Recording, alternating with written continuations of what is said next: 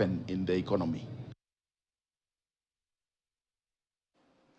All right, now parents and teachers have been urged to guide their children in making career choices that will match their potential. Speaking during Kenya Defense Forces Career Day, they have emphasized on guidance to join different forces from aviation to the army through training and knowledge, while women are to also join the forces, since now it's not only a male-dominated career. That is how it is being done.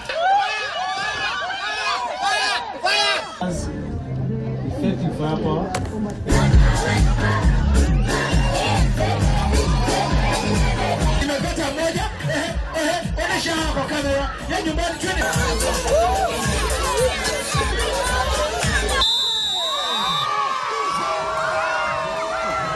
It's been a good opportunity for us to, take our students to learn. They have learned so much today that they were not aware of. For instance, most of them have been having this notion that KDF is a, male-dominated career.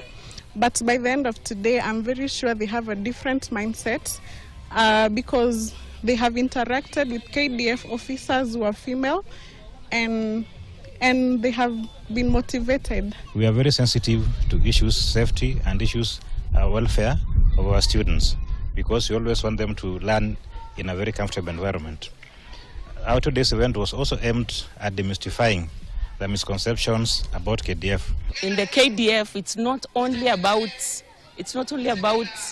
keeping the borders safe. There is also professionalism, and you see they've known that they're engineers, they're pilots, they're doctors, all the careers that they see out here. I didn't really know my career, but this event has really opened my mind, and I'd like to work for the Kenyan Navy. It's such an amazing job to do, and I'm really inspired by the people who work there.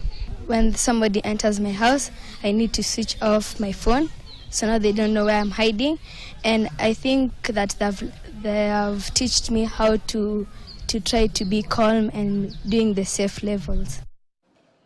And definitely talking about young people, now let's focus